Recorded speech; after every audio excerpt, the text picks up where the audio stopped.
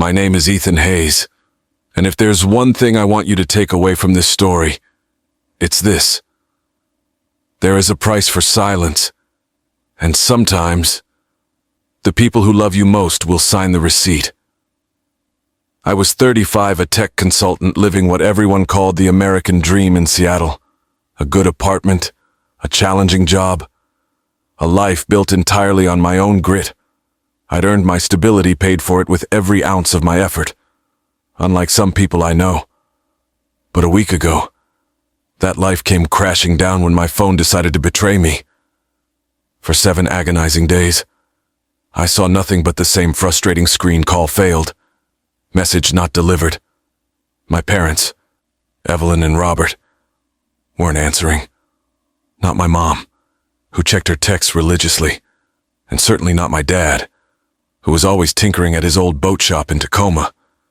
They had simply vanished. I convinced myself it was fine. Maybe they took a spontaneous trip. Maybe they were finally getting away from the toxic cloud that was my younger brother, Caleb.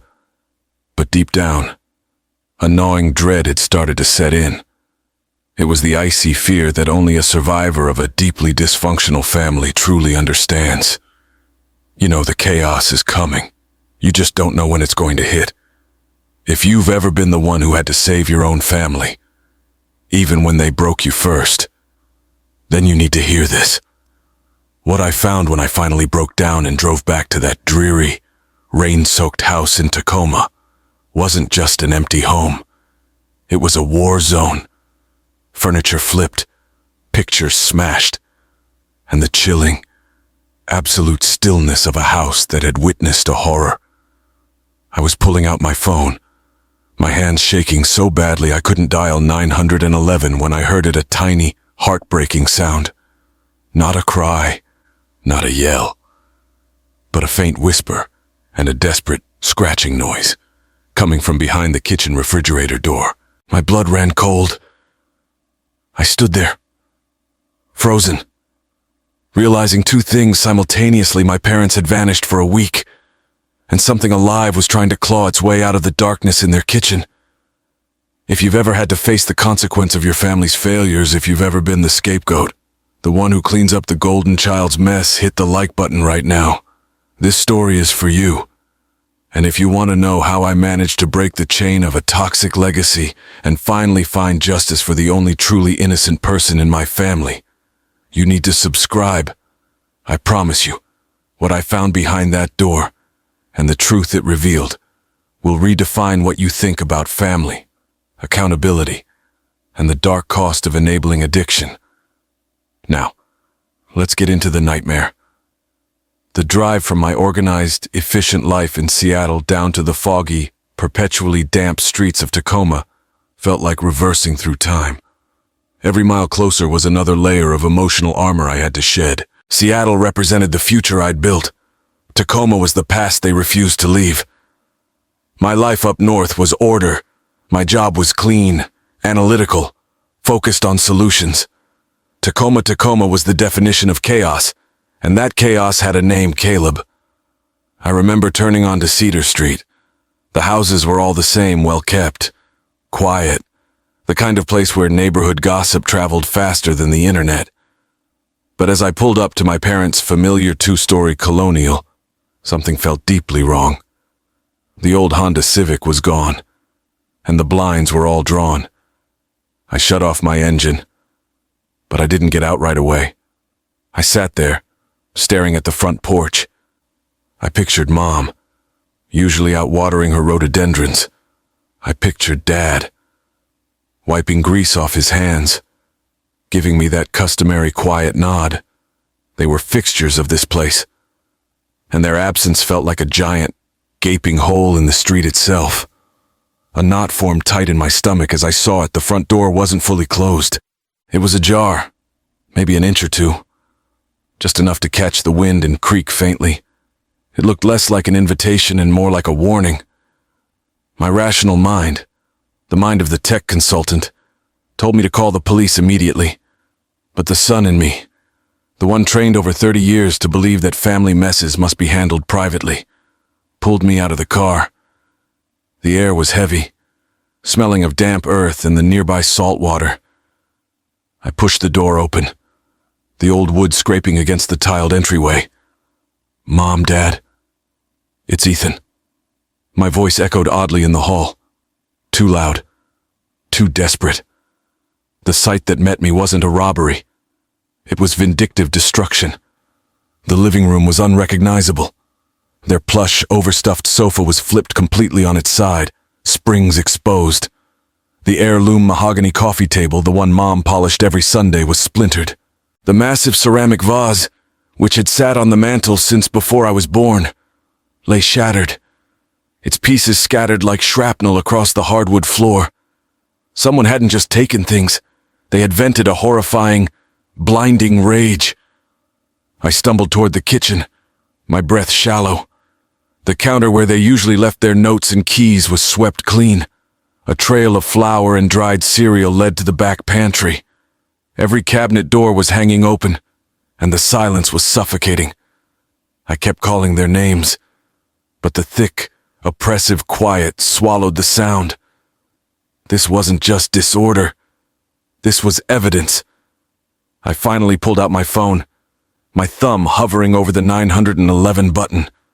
I knew calling the police was the definitive line I would be crossing. It would bring the whole rotten story of the Hayes family out into the light. But before I could press send, the stillness was broken. It was faint. It was small. A low, trembling whisper, then a slight, frantic scratching sound, almost like fingernails on porcelain. And it was coming from the back of the kitchen, right next to the wall, where they had installed that enormous, stainless steel refrigerator just last year. My heart hammered against my ribs, a terrifying, frantic drumbeat. I took one agonizing step closer. I heard the sound again, a choked-back sob, a desperate attempt to be quiet. I knew, with absolute paralyzing certainty, that whatever was behind that door was the key to understanding why my parents had vanished for a week. And I knew, with the same horrifying clarity, that it was going to be the worst discovery of my life. I had survived the family drama, the lies, the neglect, and the debt. But I didn't think I could survive what was hiding behind that industrial steel door.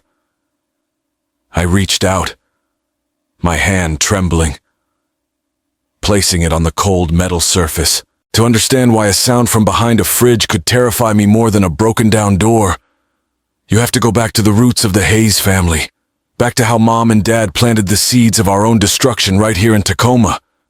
My parents, Evelyn and Robert, weren't bad people. They were hard-working, salt-of-the-earth folks. Dad ran a small but respected boat repair shop down by the harbor. Mom was the heart of the house.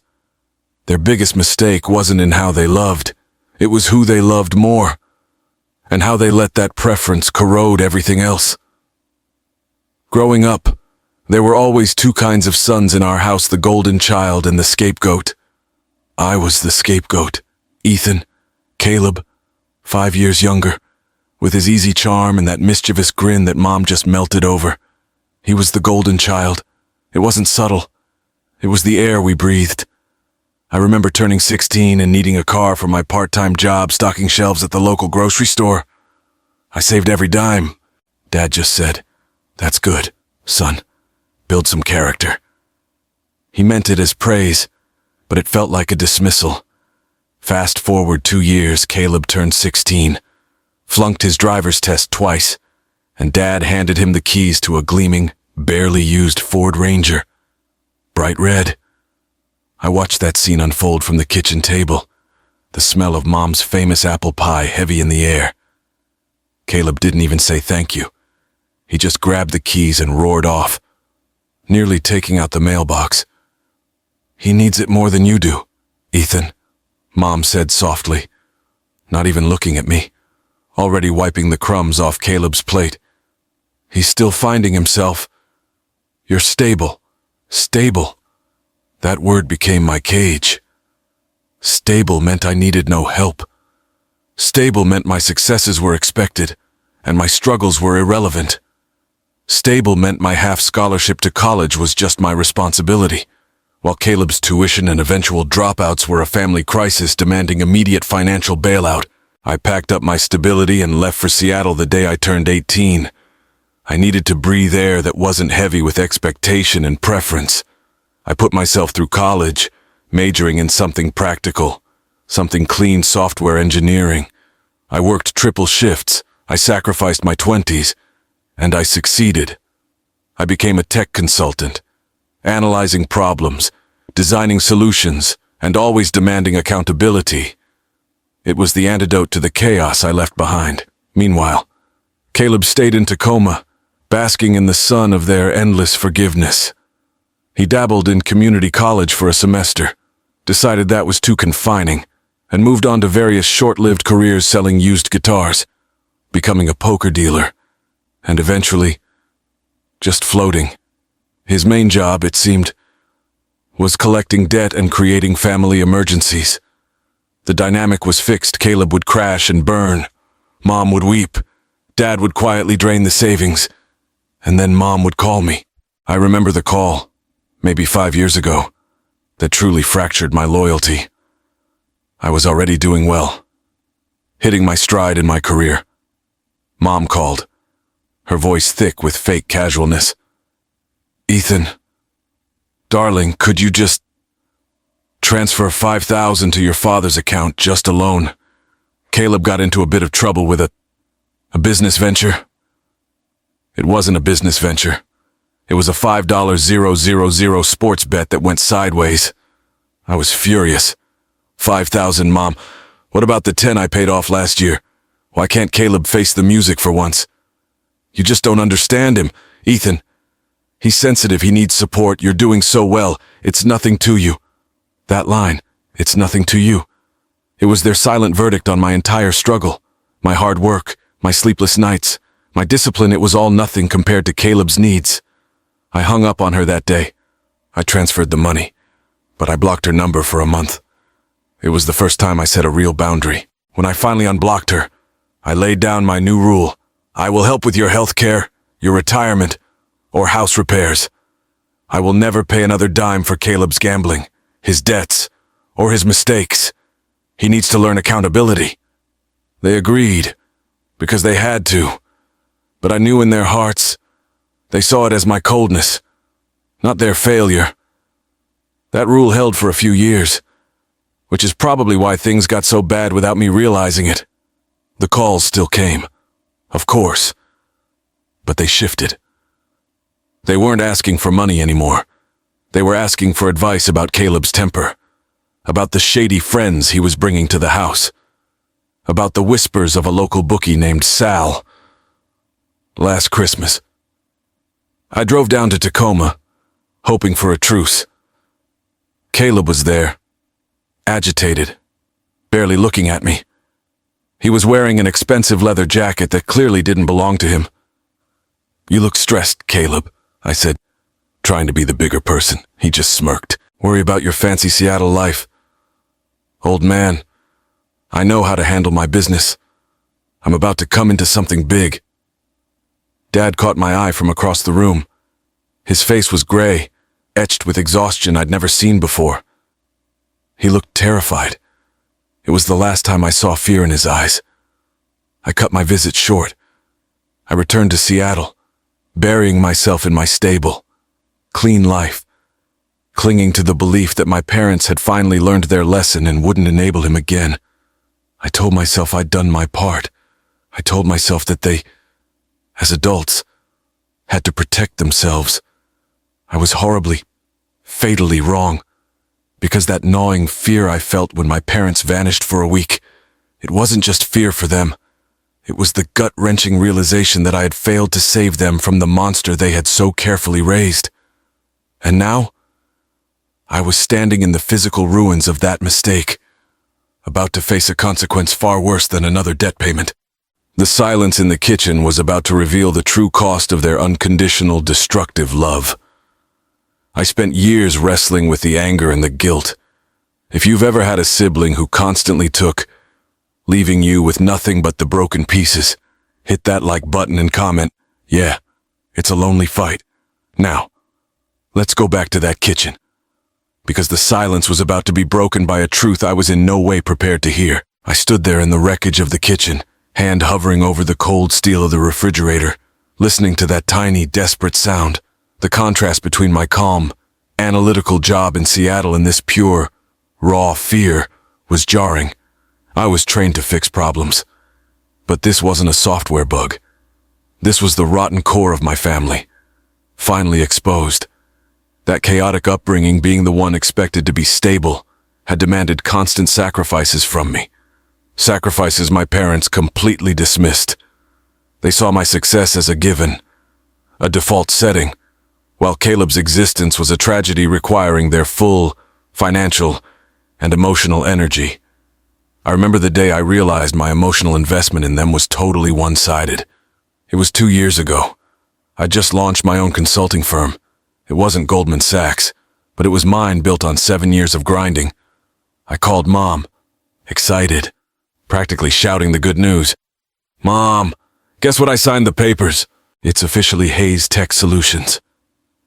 There was a pause on the line, the kind of pause that feels colder than silence. "Oh, that's nice. Ethan, that's very nice. Listen, I can't talk long. Caleb needs me to drive him to the clinic. He says he sprained his ankle, and he needs some pain meds. He's really upset. Honey." That was it. My biggest professional milestone. Dismissed in favor of Caleb's latest self-inflicted crisis. It wasn't even a broken ankle. It was just an excuse to get pills. I hung up the phone that day and didn't call for 3 months. That's when I hardened my heart. I built that financial wall not just to protect my bank account, but to protect my sanity. My personal struggle wasn't just about money. It was about recognition. Every sacrifice I made leaving home at 18, working my way through school, building a legitimate business, was entirely invisible to them. But the chaos has a way of finding its anchor. Despite my new rule, no money for Caleb, the conflict began to escalate. My parents, desperate to maintain the peace and avoid confrontation with their golden child, found new ways to enable him, and new ways to drag me back into the vortex. The calls started changing from requests for cash to desperate calls for mediation. "Ethan, he's threatening to sell the boat shop, your father's legacy. You need to talk to him," Mom would whisper, sounding terrified. "I can't. Mom," I'd argue. "You need to call the police. That's his consequence. But he's my son. He wouldn't do that. He's just stressed. He needs money for these guys he owes." The guys were the crucial, frightening change. Caleb wasn't just dealing with local bookies anymore. He was dealing with serious people. People Mom only referred to vaguely as the enforcers. I remember Dad's last real conversation with me, about 6 months ago. His voice was low and strained, like he was talking through a crack in the wall. He owes this crew, Ethan, the Sal guy. They're connected to something bigger. He thinks they're his friends. They're not. They've been coming around the house, looking for him. Dad wasn't asking me to pay. He was issuing a final warning, a desperate cry for me to see the external threat. We gave him the boat shop title, Ethan, Dad admitted, his voice cracking. We transferred it to his name so he could use it as collateral for a clean loan. He promised he'd be responsible this time. I felt the bottom drop out of my world. The boat shop. That dusty, greasy, beautiful sanctuary Dad had built. His pride, his entire retirement, gone. Handed over to Caleb's addiction. "Dad," I choked out. "You know he won't be responsible. You just handed him a weapon." "I know," Dad said, the single word carrying the weight of a lifetime of regret. "But he promised. And he said if we didn't, these men, they'd get nasty." That conversation led to an enormous fight. I yelled, not at Caleb, but at Dad. I yelled about the endless enabling, the lack of boundaries, the willful self-destruction. I told them they were destroying their own lives for a grown man who didn't deserve it. I ended the call with a final, cutting statement. I'm done. You made your choice. Don't call me unless you're ready to put Caleb in jail. And they didn't call. Not until 7 days ago, when my phone was ringing and ringing with a number I didn't recognize. I didn't answer it, convinced it was just another desperate attempt to pull me into the mess, violating my hard-won boundary. I missed what might have been their last call. This heavy, suffocating atmosphere was exactly what I was standing in now. The chaos was tangible, filling the air with dust and dread. The destruction in the living room wasn't just a random act. It was the physical manifestation of Caleb's escalating rage and the escalating pressure from his creditors. My internal monologue screamed at me I should have answered that call. I should have called the police 2 weeks ago. I was trapped in the agonizing loop of the scapegoat. I tried to escape the toxicity. But in doing so, I left the victims unprotected. Now, all of that agonizing backstory, the years of fighting, the financial sacrifices, the emotional distance I'd worked so hard to maintain all boiled down to this one terrifying moment in the kitchen. My hand was gripping the steel of the refrigerator door, the faint, desperate scratching sound a tiny, terrible beacon in the terrifying silence. I took a deep breath, steeling myself. I had demanded accountability from my parents, and now I was forced to be accountable. I reached around the side of the fridge, fumbling for the handle. Whatever lay behind that door was the final consequence of their toxic love, and I was the only one left to face it. I thought walking away from Tacoma had been the hardest thing I'd ever done. I didn't know that my sacrifice would lead directly to this single, horrifying day. I braced myself, ready to face Caleb, the enforcers, or maybe just a massive mess. But what I found was something entirely different. Something that changed the entire meaning of family for me. Forever. I stood rigid, my heart slamming against my ribs like a fist. The sound of the desperate scratching behind the stainless steel fridge door overwhelming the silence of the wrecked house. All my years of engineering, of analyzing risk and designing solutions, were useless here. This wasn't a problem to be fixed with code. It was a pure animal fear I was about to confront. I dropped my phone onto the counter. I couldn't risk dropping it once I opened the door. I reached around and fumbled for the handle. My hand was shaking so badly that the cold steel felt like ice against my palm. I pulled the heavy door open. The burst of cold air hit my face, smelling faintly of old meat and stale plastic. I squinted into the dark void. It took a horrifying second for my eyes to adjust, but then the shape formed, curled tightly into the narrow space between the freezer coils and the back wall. It wasn't Mom. It wasn't Dad. And it certainly wasn't Caleb. It was Leo, my 8-year-old nephew.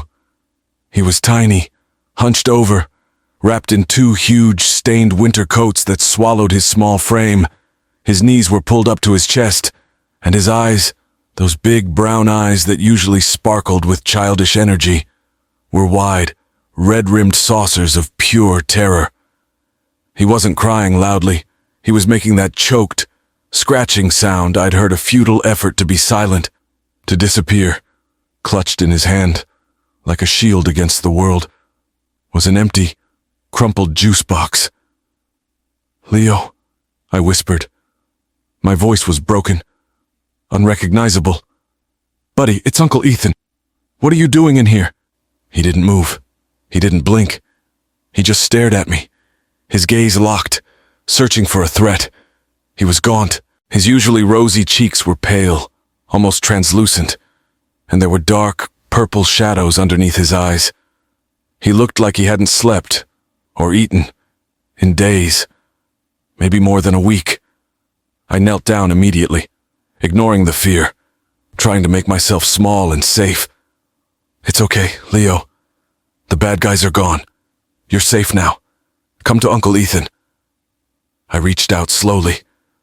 As my hand got closer, he flinched violently, shrinking further back against the fridge coils. That single raw reaction, the absolute terror of a child who thought I was the threat, shattered whatever emotional armor I had left. "I won't hurt you," I said. my voice barely a steady stream. I gently touched his shoulder. This time, he didn't pull away, but he started to tremble. A deep, full-body shake that racked his small frame. The two heavy coats he was wearing, one was Dad's old fishing jacket. The other was Mom's gardening fleece, only magnified his fragility. He was freezing, terrified, and clearly in shock. I carefully lifted him out of his hiding place. He was feather light, dangerously light. As I pulled him into the light of the kitchen, I saw the small, purplish bruise on his forehead, partially hidden by his damp hair. "Leo, where are Grandma and Grandpa? What happened?" I asked, desperation clawing at my throat. He buried his face against my chest, gripping my shirt in a white-knuckled hold.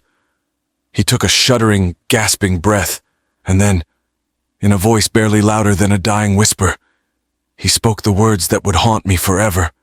He took it all. He didn't say Mom. He didn't say Dad. He didn't say they left. He said, he took it all. The meaning was instantly clear, burning into my mind like acid. Caleb. I carried Leo out of the kitchen, cradling him against the wreckage of the living room, heading straight for the car. I couldn't process the overturned furniture, the shattered vase, or the endless silence. All I could feel was the small, trembling life in my arms. I finally managed to dial 911 from the front porch. "My name is Ethan Hayes. I need an ambulance and the police. My parents are missing, and I just found my nephew. He's suffering from exposure and trauma. The house, it's been destroyed." The dispatcher, calm and professional, asked me the rote questions: address, names, nature of the emergency. I answered mechanically, my mind already racing. I didn't mention Caleb yet. I needed Leo stable first. The ambulance arrived within minutes, followed quickly by 2 police cruisers. The paramedics were professionals, moving swiftly but gently. They saw the terror in Leo's eyes and the state of the house and didn't waste time asking me redundant questions.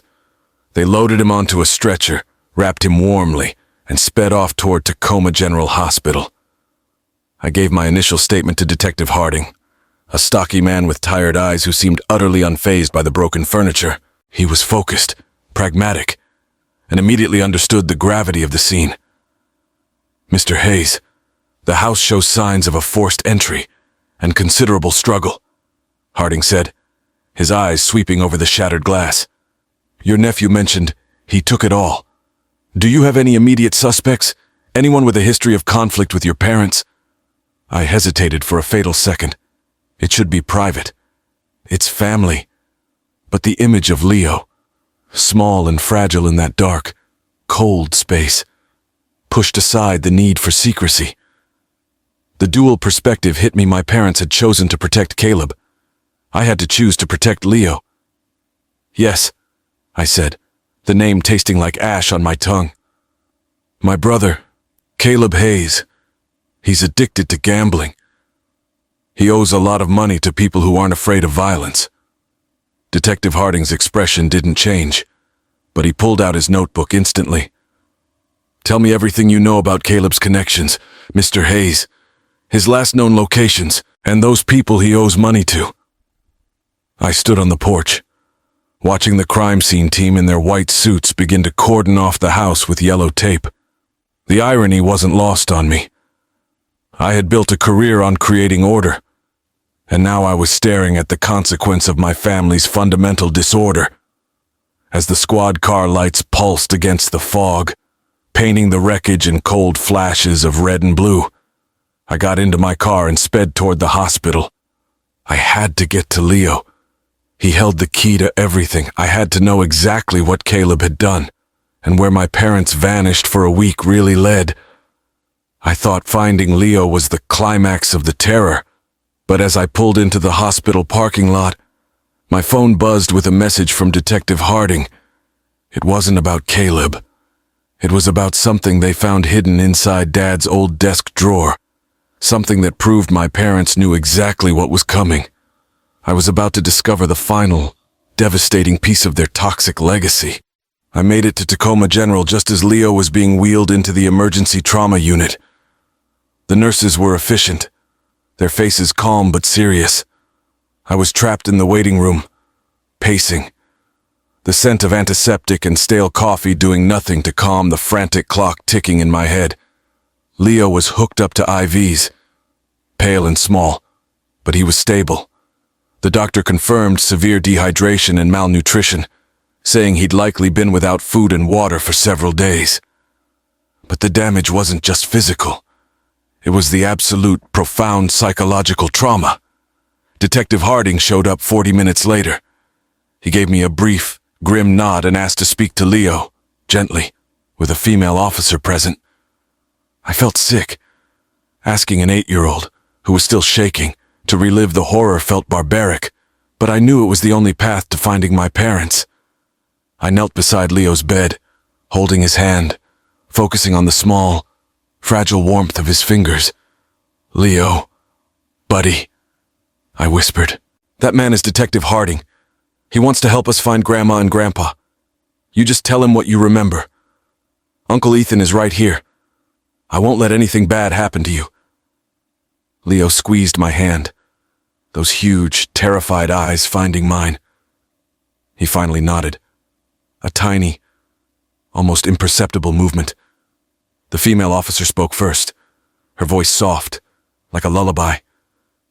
Leo started slowly, his words punctuated by gasps and shudders, reliving every terrifying second. Dad came back, with them. Who are them? Leo. The tall men, the ones with the tattoos. They smelled like smoke. They were yelling at Grandpa. They wanted the money. Leo described the scene with heartbreaking clarity. Caleb was frantic, demanding Mom and Dad give him the cash from the safety deposit box. Mom refused, standing her ground for once, yelling that Caleb had already taken enough. The argument turned violent quickly. "Dad tried to push the tall man," Leo mumbled, burying his face in his pillow.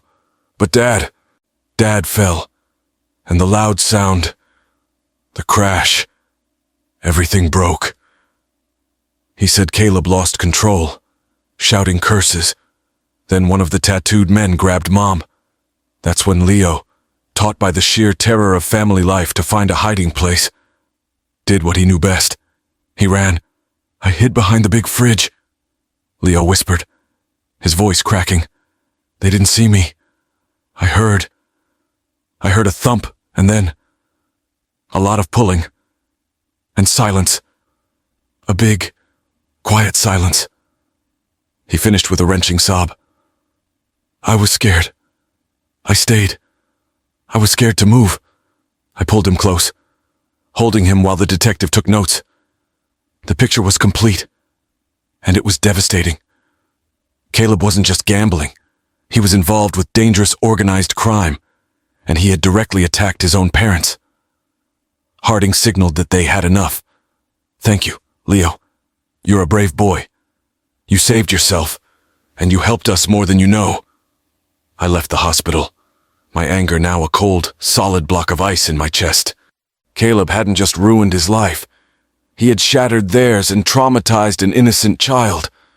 My phone vibrated. It was Detective Harding. He wanted me back at the house immediately. They had found something important in my father's old desk. When I arrived, the house looked even colder under the forensic lights. Harding met me in the hall, his face etched with something beyond professional concern. It was genuine pity. "Mr. Hayes, your father's desk drawer was locked. We pried it open and found this." He handed me 2 items sealed in clear plastic bags. The first was a closed savings account book, the kind banks don't issue anymore. Old and faded. The name on the account was Hayes College Fund. Ethan. My throat tightened. I hadn't seen this since I was a kid. I'd always assumed the fund was depleted by Caleb's early debts. But the last entry was dated 2 weeks ago, balance $0. Next to it, a cryptic withdrawal.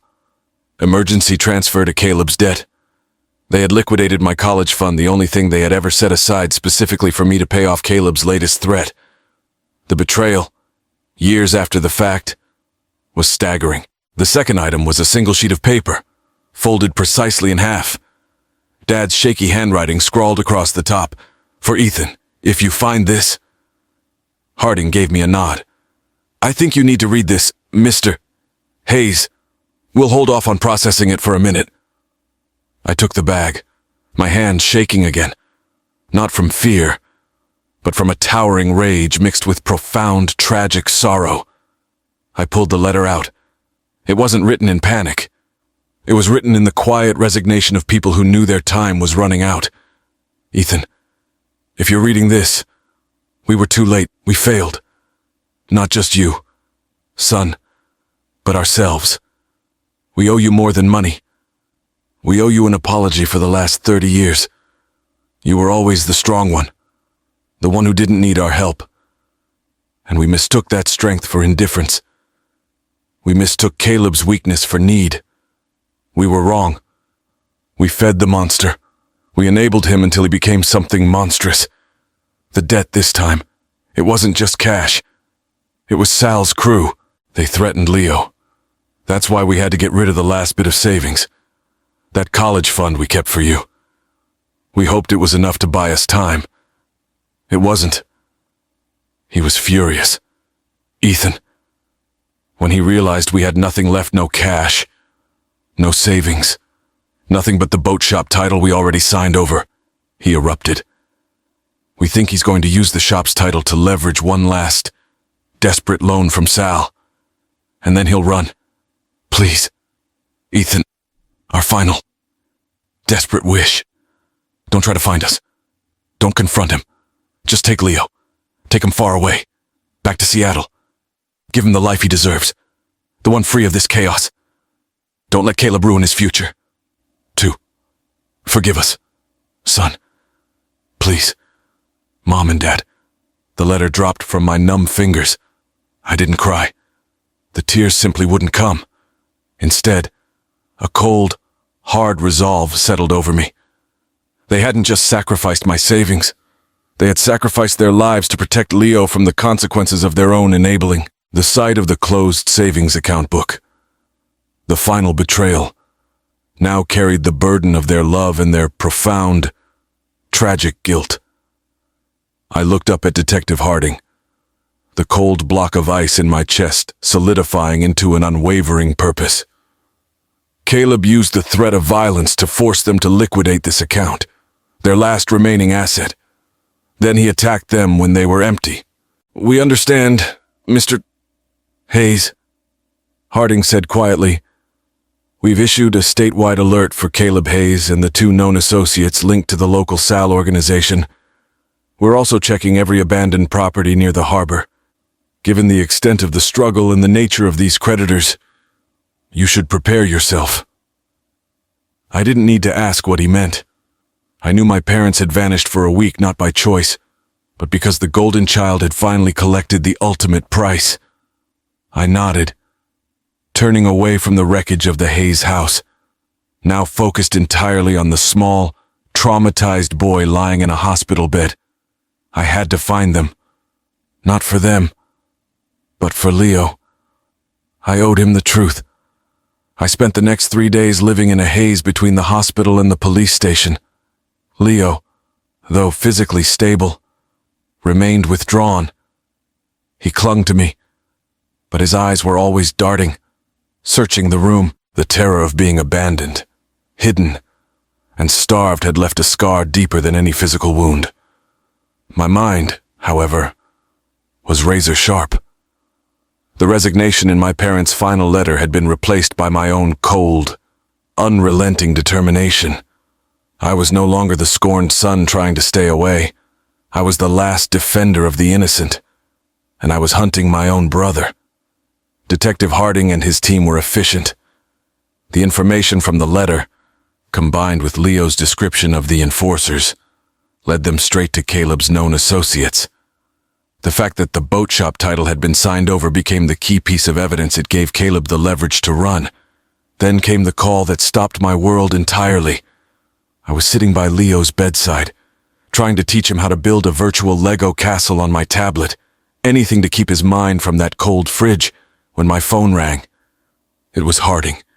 Mr. Hayes. His voice was gravely low. We have located your parents, and we have Caleb in custody. I felt the blood drain from my face. I stood up, stumbling out into the sterile hospital hallway, where I managed to ask, my throat dry. They were found in an old, abandoned fishing shed near the harbor, just 2 blocks from your father's boat shop. It was covered over. It wasn't a planned execution, Ethan. It was a violent struggle. The evidence at the scene matches the trauma your nephew described. He didn't just abandon them. He killed them. I leaned against the pale green wall. The reality of the boat shop, the place Dad loved, being the setting of his final terror, hitting me like a physical blow. My parents had vanished for a week because they were dead, murdered by the very monster they had spent a lifetime trying to protect. My grief wasn't immediate. It was a cold, quiet shock. I felt immense pity for my parents, who died afraid and betrayed. But the anger, the pure volcanic rage was all directed at Caleb. Harding asked if I wanted to come down to the precinct. They had Caleb in the interrogation room, and he was cracking. They wanted me there, not to talk to him, but to witness. I promised the nurse I'd be back for Leo, and I drove to the Tacoma police station. This wasn't about closure. It was about accountability. It was about finally forcing the golden child to pay the price he'd avoided for 30 years. I didn't watch him through the one-way glass. I demanded to face him directly.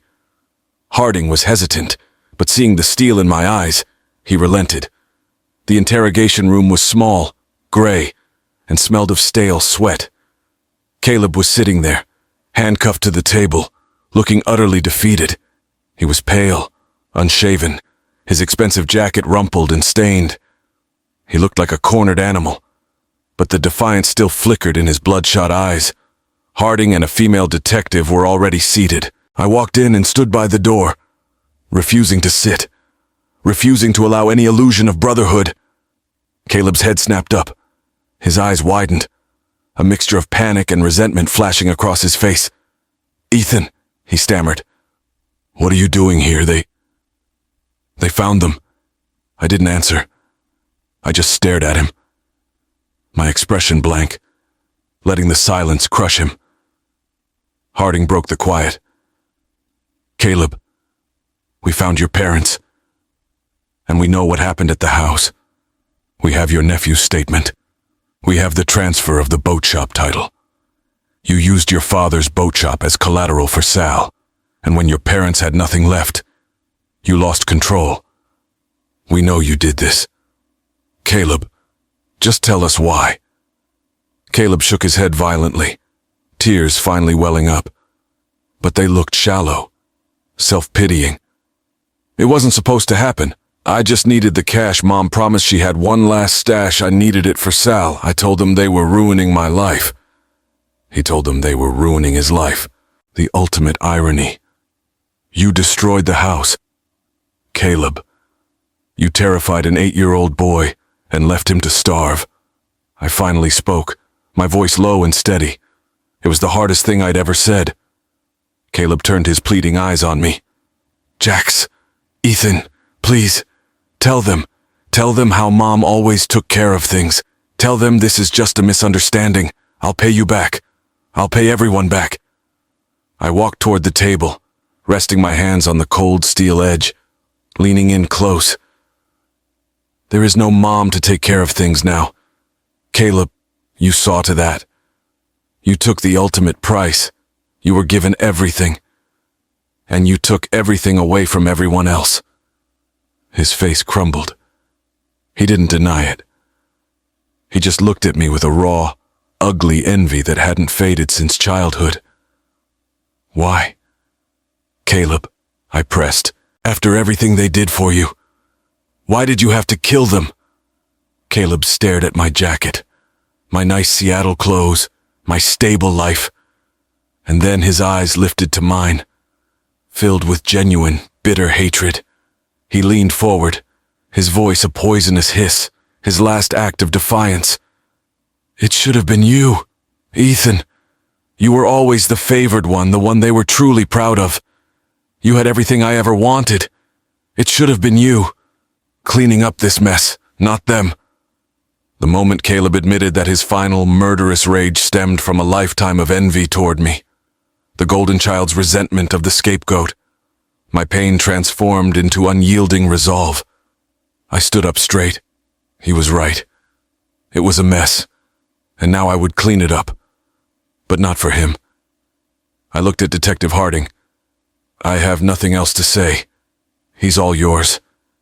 He is no longer my brother. I walked out of that room and left Caleb to face the crushing silence of his own consequences. The confrontation wasn't about redemption. It was about setting the final, absolute boundary between myself and the toxic legacy of my family. I drove back to the hospital. When I saw Leo, I didn't tell him anything about Caleb or the shed. I just sat beside him and held his small, soft hand. "Leo," I said, looking into his eyes, now slightly clearer, but still haunted. "You're done with Tacoma. You're coming home with me, to Seattle." Leo's grip tightened. He didn't ask about Grandma or Grandpa. He simply whispered, "Forever, Uncle Ethan. Forever, buddy. We're starting over. No more secrets, no more chaos, no more fear, just you and me. We're family now." In that moment, I signed the adoption papers in my heart. The old Hayes family was officially dead, buried under the weight of Caleb's sins and my parents' misplaced love. A new family was being born, built not on blood or obligation, but on radical, unwavering responsibility. I had found my true life's purpose in the wreckage of my past. I flew Leo out of Tacoma 3 days later, leaving the boat shop, the ruined house, and the entire toxic memory behind me. But the legal battle wasn't over. I had to ensure Caleb faced the full weight of justice, and I had to build a future for Leo free from the Hayes name. In the final chapter, I'll tell you how I broke the chain of that toxic legacy forever, and the simple, positive lesson I learned from this terrifying tragedy. The confrontation with Caleb in that sterile room was the final, devastating act of the old Hayes family drama. But walking out of that precinct and back into the cold Tacoma air, I felt a strange sense of lightness. The weight of obligation, the lifetime of being the responsible one, the one who paid, was finally gone. Caleb was contained. Now, I could focus on what truly mattered, building a future for Leo. I spent the next 2 weeks handling the necessary, grim details. Caleb was formally charged with 2 counts of murder. The evidence, Leo's clear statement, and his own ugly confession were undeniable. There would be no bail, no escape, and no more enabling. Justice was served, not through vengeance, but through cold, hard accountability. I arranged the funerals quickly and quietly in a small church outside of Tacoma. I didn't want a circus. I wanted peace. Only a handful of people came, old neighbors who remembered Dad's kindness, my one college friend who had always been my anchor in Seattle, and a couple of Dad's colleagues from the harbor. Caleb was not invited. His name was not spoken. This was not a tribute to the toxic family structure. It was a memorial for Evelyn and Robert, the 2 people who, despite their profound failings, had been terrified enough to write that final, desperate letter. After the service, I drove straight to the house. It was clean now. The police tape gone. The forensic teams finished. But the house felt empty, hollowed out. I stood in the ruined kitchen, looking at the place where Leo had hidden. The chaos was gone, but the ghost of it remained. I knew I couldn't keep it. I couldn't raise Leo here, where the ghost of his father's violence and my parents' tragic mistakes would haunt every corner. I went to the old desk. I pulled out the deed for the house and the papers for the Palmer's grocery, the storefront my parents had bought and run for years. These physical objects represented the heavy, toxic legacy I had carried. They needed to go. I sold everything. The house went quickly to a young family who saw a charming old colonial. I didn't tell them the truth. The boat shop was seized as collateral and eventually sold. The money wasn't the point, it was the closure. I took the final earnings, put them into a trust for Leo, and walked away. I didn't look back. I took Leo back to Seattle, back to my stable, organized life. The first few months weren't easy. Leo would wake up screaming, calling for Grandpa, scared of the shadows. He didn't just need food, he needed his soul restored. My job as an engineer was about fixing complex systems, but fixing a shattered 8-year-old boy required something entirely different: unwavering presence and unconditional responsible love. I learned to slow down. I started taking long lunch breaks just to be home when he got off the school bus. I taught him simple engineering concepts, not with code, but by building complex Lego structures. I didn't pressure him to talk about the loud crash. I simply made sure he knew his fridge was always full, his bed was always safe, and his Uncle Ethan was never more than a room away. The biggest transformation was in me. I finally understood the power of boundaries and choice. My parents had thought love meant saying yes to Caleb, even when it destroyed them. I learned that true love, true responsibility meant knowing when to say no to the past and yes to the future. I legally adopted Leo. He officially became Leo Hayes. But the name now carried a different meaning, a legacy built on choice, not obligation. He was my son, chosen, fought for, and cherished. 1 year later, Caleb's sentence came down life without the possibility of parole. I didn't go to the hearing. I didn't need the satisfaction of seeing him in court. My satisfaction was watching Leo thrive.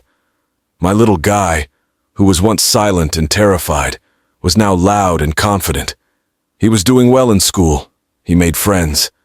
He even started arguing with me about the optimal CPU clock speed for my new consulting rig, a true Hayes Tech Solutions apprentice.